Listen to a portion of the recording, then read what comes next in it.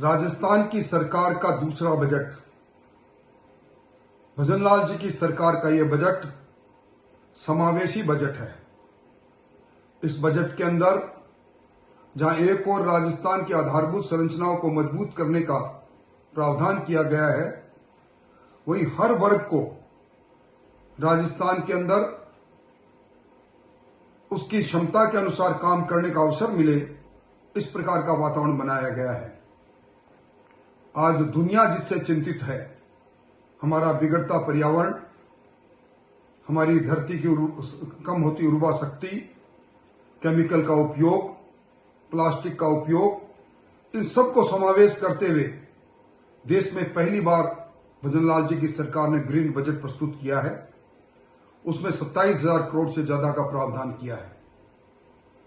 यह बजट किसान को समर्पित बजट है, किसानी को समर्पित बजट है और इस बजट में कृषक और कृषक कल्याण के लिए 1,10,000 करोड़ से ज्यादा का प्रावधान करना और कुल बजट का 12% से ज्यादा हिस्सा इस काम में लगाना और गत वर्ष के प्रावधान से 14% बढ़ोतरी करना यह सिद्ध कर रहा है कि किसान के कल्याण के लिए, चाहे प्रधानमंत्री किसान सम्मान निधि को बढ़ाने की बात हो, चाहे 35 लाख किसानों को 25,000 करोड़ रुपए शून्य ब्याज पर देने की बात हो, चाहे उन्नत किसान के लिए पॉली हाउस से लेकर माइक्रो इरिगेशन के अंदर बढ़ोतरी की बात हो, हर क्षेत्र में भजनलाल जी की सरकार ने जो वादा किया उन वादों को पूरा कर रही है।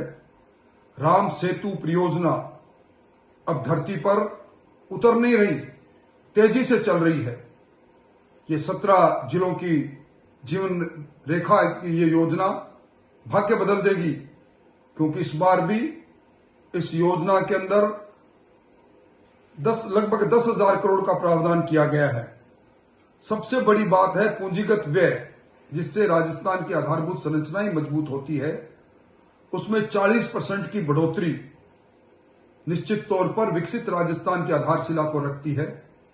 राजस्थान की खुशहाली का प्रतीक राजस्थान की जीएसडीपी और उसमें 16% की बढ़ोतरी, और उसका आंकलन भी 15वां वित्त आयोग की उस गणना के अनुसार हुआ है। मैं समझता हूं कि ये सब संकेत राजस्थान के उस इकोनॉमी की ओर जो $350 बिलियन पर की होगी, उस ओर बढ़ते कदम है।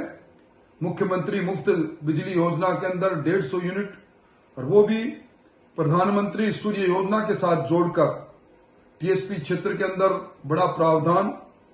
और राजस्थान में नौजवानों को, जहां 1.5 लाख नौजवानों को निजी क्षेत्र के अंदर और 1,25,000 नौजवानों को सरकारी क्षेत्र में नौकरी देने का प्रावधान, विश्वकर्मा युवा प्रोत्साहन योजना का बनाना, और पहली बार लोक विश्वास अधिनियम, जनता को विश्वास कैसे हो, राजस्थान सुरक्षा नागरिक अधिनियम और अन्य इस प्रकार की योजनागत नीतियां बनाई है।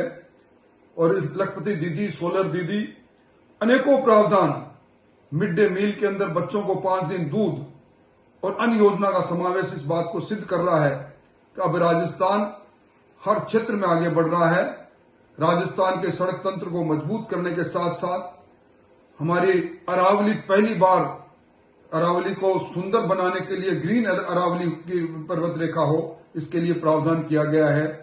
ये राजस्थान में पहली बार रोजगार नीति का होना, ट्रेड पॉलिसी का बनना इस बात को सिद्ध कर रहा है कि अब नीतिगत निर्णयों के अनुसार राजस्थान लगातार आगे बढ़ेगा।